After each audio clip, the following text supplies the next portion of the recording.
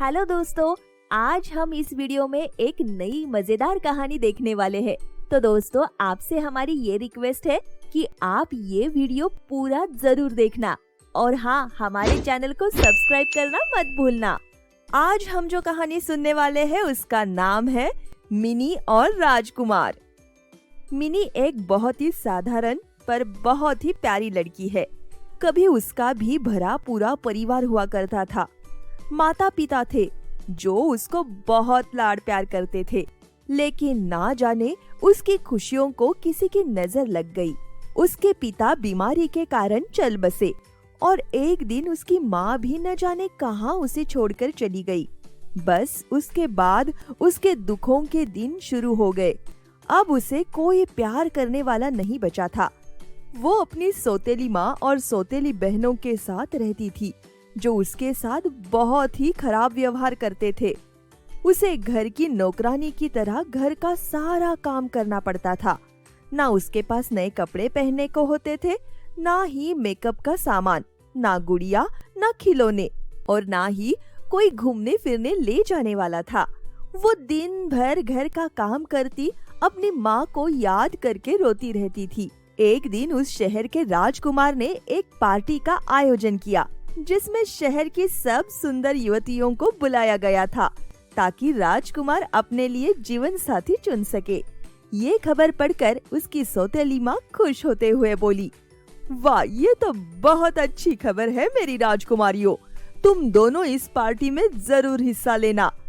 सज धज कर जाना, 16 श्रृंगार करके जाना और राजकुमार के मन को मोह लेना ताकि वो तुम्हें अपना जीवन साथी चुन ले। हाँ मम्मी, हम जरूर जाएंगे और इस तरह तैयार होकर जाएंगे और राजकुमार को अपनी सुंदरता से अपने वश में कर लेंगे। ये बातें मिनी भी सुन रही थी। उसका भी मन हुआ कि वो भी इस पार्टी में हिस्सा ले और नई ड्रेस पहनकर राजकुमार का दिल जीत ले। वो बोली, आंटी, क्या मैं भी इस पार्टी में जा सकती हूँ? ये सुनकर उसकी सौतेली माँ और बेटियां जोर से हंसने लगे।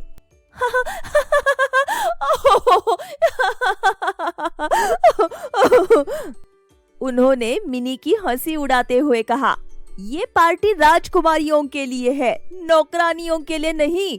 और फिर तुम्हारे पास तो कोई नई ड्रेस भी नहीं है जिसे पहनकर तुम पार्टी में जा सको। इसलिए तुम चुपचाप घर के काम करना और हमारी श्रृंगार करवाने में सहायता करना। ये कहकर दोनों फिर हंसने लगी। मिनी को मन ही मन बहुत दुख हुआ। उसने सोचा, काश आज मेरी भी माँ होती तो वो खुद मुझे अपने हाथों से अच्छे से तैयार करके पार्टी में भेजती। वो उसकी माँ को याद करके रोने लगी। माँ, तुम कहाँ हो? फिर वो दिन आ ही गया जिसका सबको बेसब्री से इंतजार था। शहर की सब लड़कियों ने खास इस दिन के लिए नई और सुंदर ड्रेस का इंतजाम कर रखा था। कोई घर पर ही श्रृंगार कर रही थी तो कोई ब्यूटी पार्लर में जाकर सज संवर रही थी। लेकिन मिनी रोज की तरह घर पर ही रहकर घर की साफ सफाई में लगी हुई थी। उसकी सौतेली माँ खुद भी बहुत अच्छे से तैयार होकर पार्टी में जाने को तैयार थी। दोनों बेटियां भी खूब सज धज रही थी। तुम दोनों और कितना समय लगाओगी? पार्टी का टाइम हो रहा है, जल्दी करो वरना हमें देर हो जाएगी।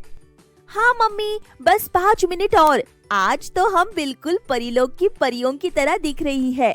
राजकुमार तो हम दोनों को देखकर अपना दिल ही दे बैठेगा। ये कहकर दोनों खिलखिलाकर हंस पड़ी। कुछ देर बाद तीनों कार में बैठकर पार्टी के लिए निकल पड़ी। घर पर मिनी अकेली थी। उसे अपनी माँ की बहुत याद आ रही थी। वो सोच रही थी अगर उसकी माँ आज होती तो वो भी पार्टी में खुशी खुशी जाती और उस सुंदर राजकुमार की राजकुमारी बन जाती। तभी एक आवाज होती है, जैसे किसी ने मिनी को आवाज दी हो। मिनी, कहाँ हो? मिनी चौंक जाती है। वो घर में अकेली है, फिर भी ये आवाज किसकी है? उसे कौन पुकार रहा है? ये किसकी आवाज हो सकती है? इसके बारे में जानने के लिए हम मिलेंगे कहानी के दूसरे भाग में जल्द ही। तो हमारी इस कहानी को सुनने के लिए हमारे इस चैनल को जरूर सब्सक्राइब करें।